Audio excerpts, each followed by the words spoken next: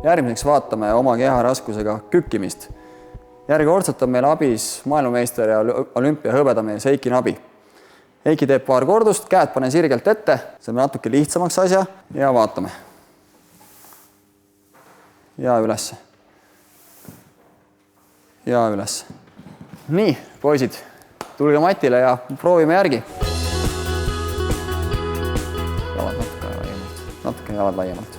Vaata, et oleks täpselt ühtemoodi. Nii, Karin natuke ette. Vaata otse ette. Nii, lõug on kergelt sees. Ja proovi teha. Hästi. Proovi veel. Vaata, et käed ei vajuks alla.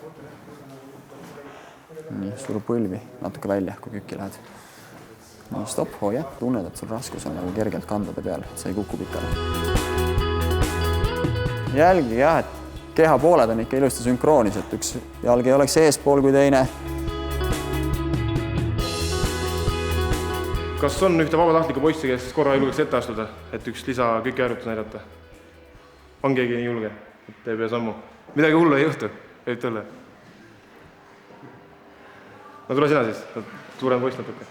Ja näitan siis samamoodi kükiharjutus, mida tavaliselt maadlejad teevad, et mis on meil nagu, kuhu võiks ka teie tegelikult kunagi jõuda, sest et kui on juba piisavalt hea see füüsiline, siis võib ka teise mehega teha seda kükki. Et siis võetakse meie kurja peale. Nagu lisakang.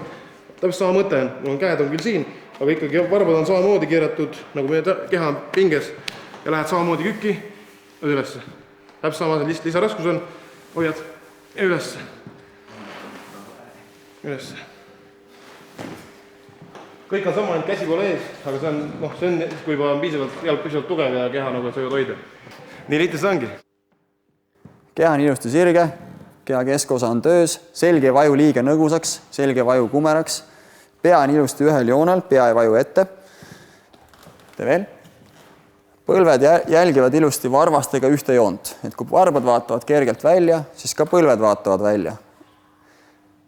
Väga hea, see üks veel. Ja üles.